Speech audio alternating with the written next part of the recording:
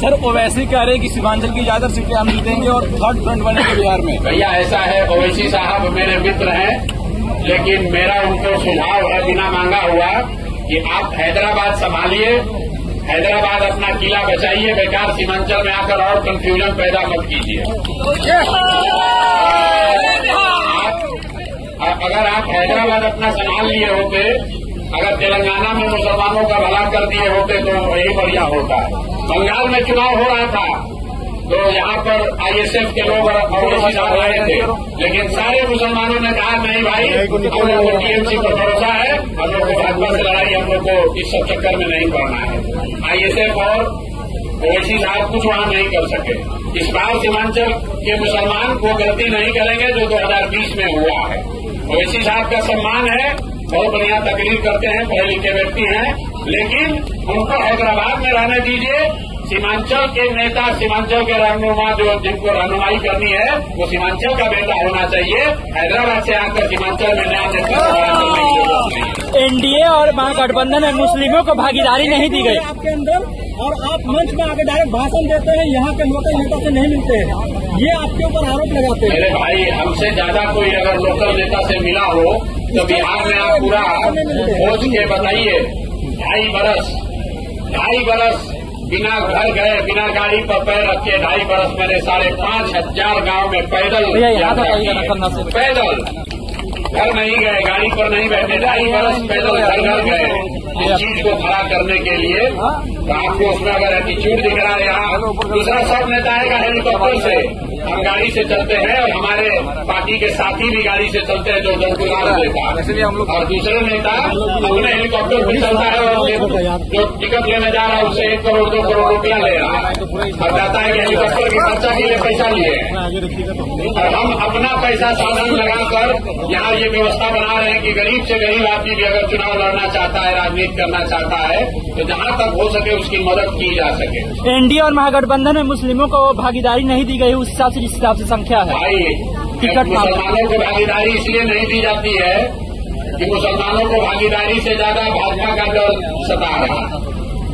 मतलब आजाद भारत के इतिहास में पहली बार बिहार में किसी एक दल जनसुराज ने, याद रख लीजिए भैया, 34 मुसलमानों को टिकट दिया है।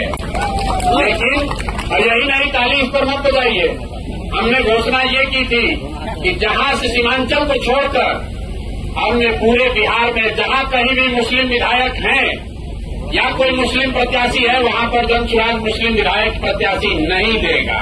तो हम लोगों ने वहां पर मुसलमानों को लड़ाया है जहां आपकी संख्या है, लेकिन कोई मुस्लिम विधायक पहले से नहीं है, कोई दूसरे दल का मुस्लिम प्रत्याशी नहीं है, ताकि कल होकर कोई इल्जाम न लगाए कि भैया ये मुस्लिम प्रत्याशी खड़ा करके इन्होंने वोट बांटा है।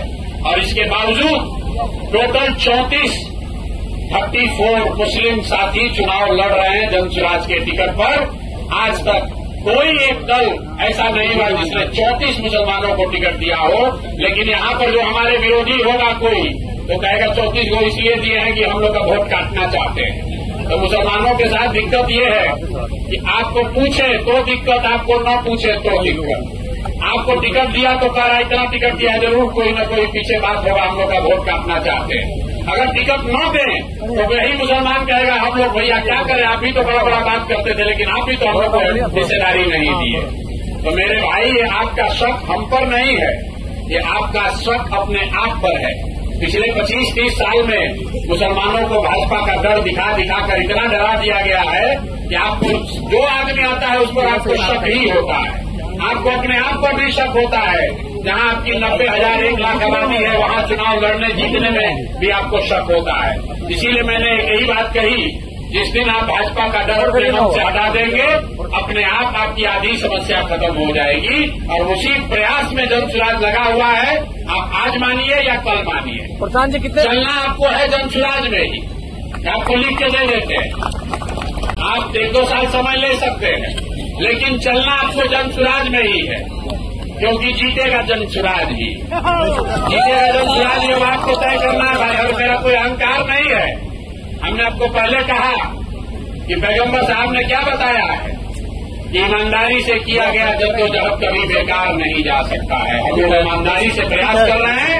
जीतेगा जनसुराज ही आपको तय करना है। आप अभी कंधा लगाइएगा तो जरूर हमारी लड़ाई थोड़ी आसान हो जाएगी।